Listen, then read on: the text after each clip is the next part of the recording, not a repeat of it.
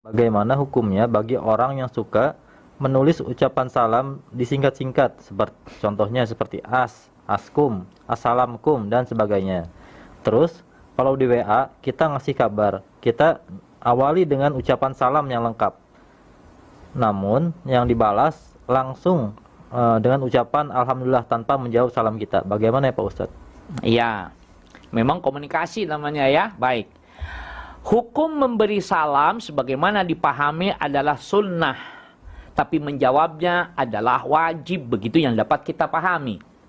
Tapi dalam komunikasi melalui media agak sulit sekarang untuk bisa memutlakkan hukumnya, gitu ya. Baik, seperti tadi, misalnya ASLM, maksudnya ini sudah kita bahas ketika mengkaji tentang tata cara salam atau seputar pertanyaan pertanyaan seputar salam, itu sudah kita bahas. Yang mengirimkan tulisan itu yang lebih mengerti maksudnya, gitu kan. Tetapi yang menerima tidak bisa menangkap dari pesan di belakangnya, kan begitu. Jadi sebaiknya kalau Anda mengucapkan salam, begini saja kalau sekarang gampang ya. Anda malas ngetik, rekam aja. Assalamualaikum. Nulis sendiri itu assalamualaikum. Atau pakai voice. Assalamualaikum. Ya. Karena ngetik assalamualaikum misalnya malas, tapi maksud Anda ingin mengucapkan salam itu jadi masalah. Sekali lagi nih, bagi yang pengirim pesan, maka sebaiknya Anda pakai, saya kan aplikasinya belum ada.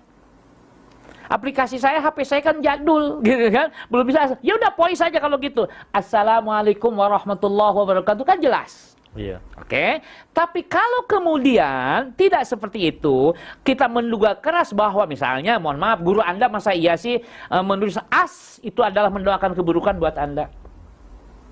Apa iya guru Anda akan begitu gitu? Syekh Anda akan ucapkan salamnya seperti itu memaknai salamnya itu adalah doa keburukan. ASWRWB, masa iya sih Syekh Anda mendoakan buruk dengan kalimat itu? Ketika Anda baik sangka, maka Anda boleh menjawabnya karena Anda memahami bahwa ini adalah salam meskipun kata Anda tidak lengkap. Jawab, waalaikumsalam warahmatullahi wabarakatuh. Kenapa bisa begitu? Karena Anda sendiri sudah tahu bahwa itu salam maksudnya. Tapi kan salamnya nggak lengkap. Nah kan itu, Anda saja sudah tahu bahwa itu salam meskipun Anda menilai itu tidak lengkap. Kalau memang Anda menilai bahwa itu salam, sudah jawab saja. Oke, tapi sekali lagi tadi bagi yang Bagi yang mau mengirimkan salam dengan pesan itu sebaiknya utuh. Kalau Anda misalnya malas menulis assalamualaikum warahmatullahi wabarakatuh, tulis saja assalamualaikum, hadza yakfi. Itu cukup. Iya.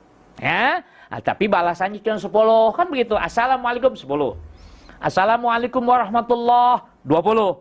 Assalamualaikum warahmatullahi wabarakatuh 30. Meskipun ada hadis yang dipertentangkan, ada lagi yang 40. Tapi sekali lagi hadisnya tidak disepakati sahih. Apa itu? Assalamualaikum warahmatullahi wabarakatuh wa maghfiratuh.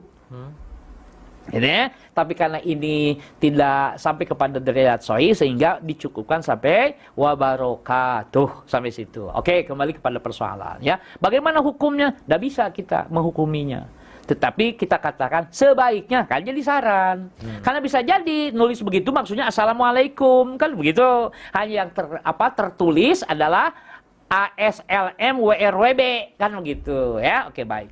Tapi kalau itu niatnya adalah keburukan, maka keburukan akan kembali kepada si penulisnya. Ya, meskipun tulisnya ASLM WRWB, kemudian maksudnya assalamualaikum warahmatullahi wabarakatuh, maka dia akan dapat kebaikan si pengirimnya. Tapi kalau dia maksudkan AS atau AS itu adalah kecelakaan, maka kecelakaan juga akan kembali kepada pengirimnya. Maka saya bilang nanti Anda boleh saja menguji begini, ketika dia kata AS, jawab wa'alaik. Loh, itu kan jawaban untuk orang kafir, Ustaz. Itu memang peristiwanya, itu jawaban untuk ahli kitab. Alaika itu. Tapi wa'alaika itu pertama dari huruf waw, ini atof. Sebagai respon daripada salam yang dikeluarkan ahli kitab.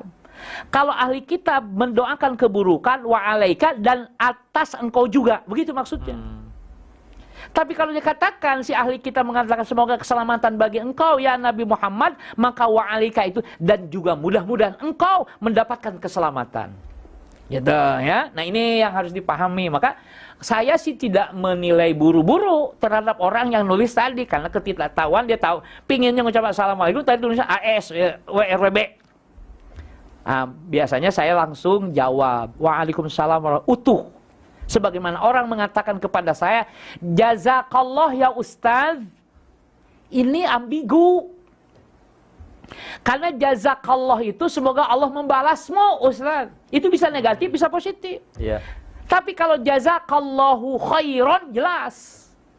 Jazakallahu khairan, semoga Allah membalasmu dengan kebaikan. Jawabnya, boleh juga jawabannya, jazakallahu khairan. Atau wa anta fajazakallahu ahsanal jaza. Berdasarkan ayat, apabila kamu diberikan penghormatan, balaslah dengan yang lebih baik atau kembalikan dengan yang semisal. Itu dasar hukumnya. Assalamualaikum, assalamualaikum.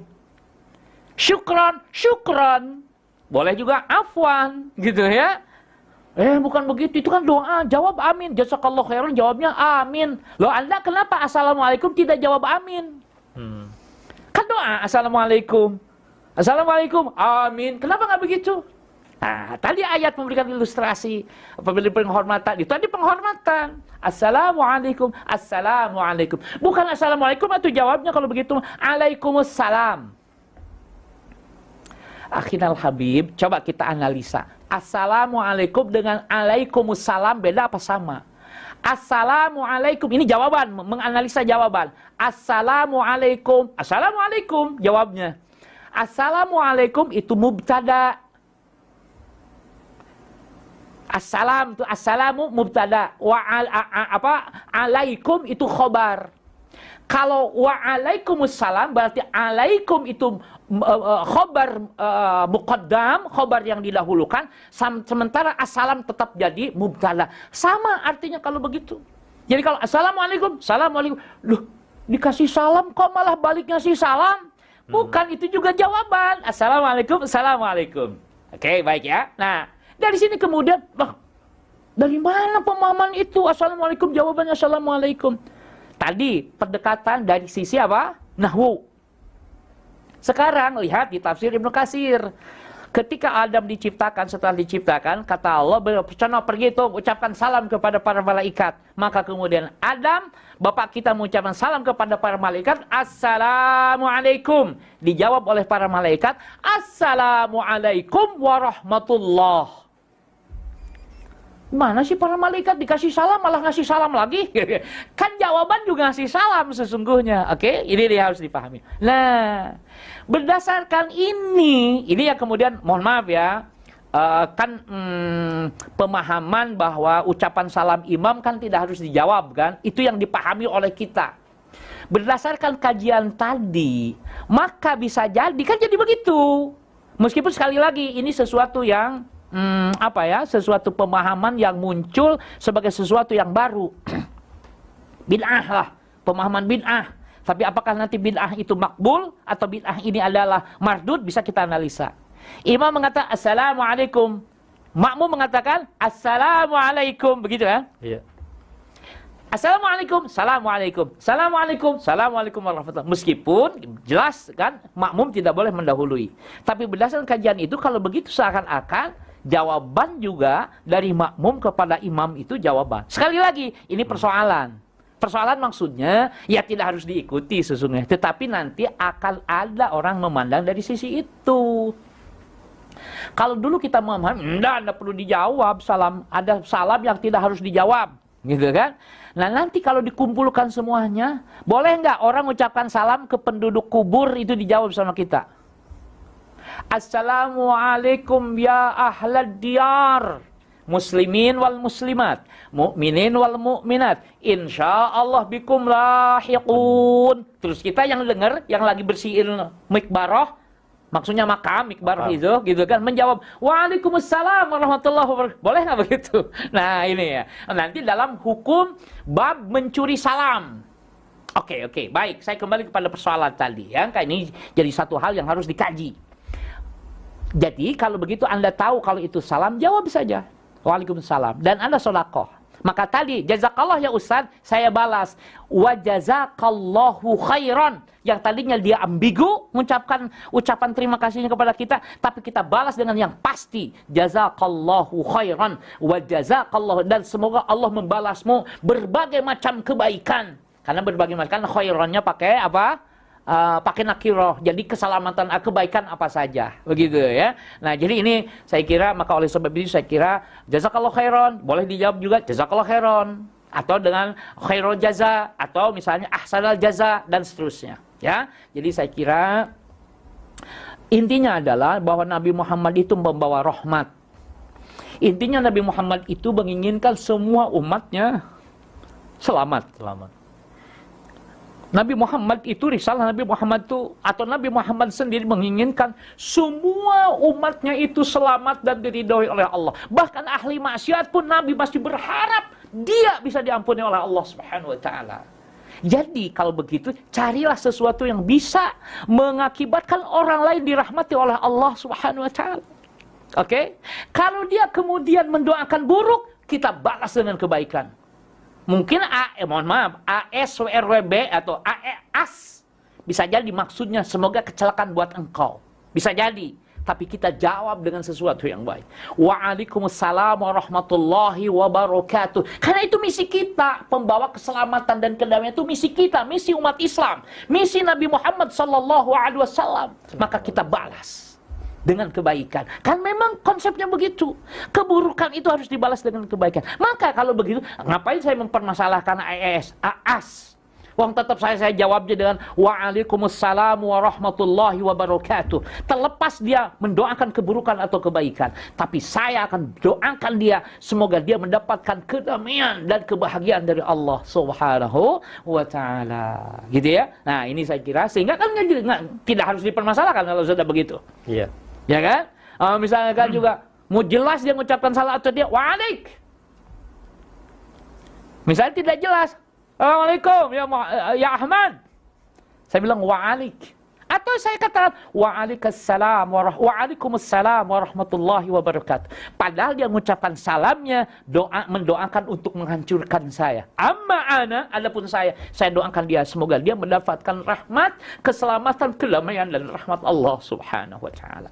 Karena prinsip itu saya Rasulullah ternyata tadi saya katakan, Rasul sangat menginginkan umatnya mendapatkan kemuliaan dari Allah Subhanahu wa taala. Bukan hanya orang yang taat, yang maksiat pun juga begitu. Coba, orang sudah zina datang kepada Nabi, "Ya Rasulullah, kata dia sudah kan kamu sudah sholat bersama saya." Sekiranya dia kembali kemudian mohon ampun kepada Allah, maka dia akan mendapatkan Allah Maha Pengampun. Tuh. Jadi tetap saja Nabi itu karena cintanya seperti itu, maka Masya Allah menarik sekali. Orang munafik saja pada asalnya oleh Nabi itu ya sakit, dijenguk orang munafik itu. Mati oleh Nabi, didoakan, disolati. Sehingga Umar bin Khattab narik-narik, turun kemudian larangan apa? Mengurus jenazahnya atau mengurus mayatnya orang munafik itu. Tapi semuanya telah Nabi lakukan kebaikan Nabi. Karena Nabi itu berharap, orang munafik pun pada awalnya Nabi berharap kemuliaan. Kalau kita mau kumpulkan, tadi seperti itu, Nabi Muhammad SAW ketika mendoakan orang munafik. Karena tidak ada yang tahu, orang munafik itu nggak ada yang tahu. Sahabat aja nanya, saya munafik tidak? Dan Hudzaifah bin Yaman tidak menyebutkan. Karena itu rahasia. Sampai kapanpun Hudzaifah tidak akan menjelaskan. Kalau begitu berarti ini ada sesuatu yang menarik. Dan Nabi dilarang oleh Allah setelah melakukan semua kebaikannya. Saya sebut kebaikan. Ya, karena mendoakan ampun bagi orang munafik. Sekali lagi, memohonkan ampun, menyolati orang munafik itu tidak boleh. Tidak boleh. Itu setelah peristiwa yang tadinya dilakukan Nabi, kemudian ada larangan setelahnya. Coba perhatikan lagi. Nabi Ibrahim kan dikabarkan kepada kita, kecuali perkataan Ibrahim itu memohonkan ampun untuk bapaknya. Tapi Nabi Ibrahim sendiri sudah melakukannya, kan begitu. Ini menarik. Nah, maka oleh sebab itu bagaimana kalau kita sekarang dalam kehidupan nyata? Kita tidak boleh menyolati orang munafik. Pertanyaannya, siapa yang bisa mengenali bahwa dia orang munafik? Kan ada ciri-cirinya Ustaz. Bahwa segala sesuatu bisa dikenai dengan cirinya. Thayyib. Oke lah ciri-cirinya. Tetapi apakah kita bisa mengerti secara utuh ketika dia berjanji kemudian mengingkari? Ternyata pengingkarannya bisa sengaja, bisa tidak. Kan itu aja sudah tidak tahu lagi. Gitu ya. Maka oleh sebab itu, kalau orang tidak sering ke masjid, sudah tengok aja kalau dia sakit. Dia jarang sholat berjamaah. Meninggal dunia udah sholatkan aja, ya. Jangan ditakut-takuti, ya. Janganlah kalian datang ke masjid kecuali setelah jadi jenazah, naudzubillah. Tidak harus begitu kalimatnya. Ya doakan saja bagi ikhwan yang belum mampu ke masjid, semoga dimudahkan Allah untuk bisa ke masjid. Kan bisa enak begitu, ya. Karena Rasul itu coba komunikasinya sangat asertif, begitu kata para ahli komunikasi. Sangat sangat menjunjung tinggi orang lain. Orang salah saja tetap oleh Nabi dihargai. Coba, Masya Allah. Hada Nabi Muhammad sallallahu alaihi wasallam. Umatnya sudah salah masih didoakan. Ketika dia bersalah memarahi Allah, ya Allah, hum la ya'lamun. Mereka belum tahu, ya Allah. Jangan kau siksa, begitulah kurang lebih. Karena kelembutan hati Nabi Muhammad itu begitu cintanya kepada umatnya.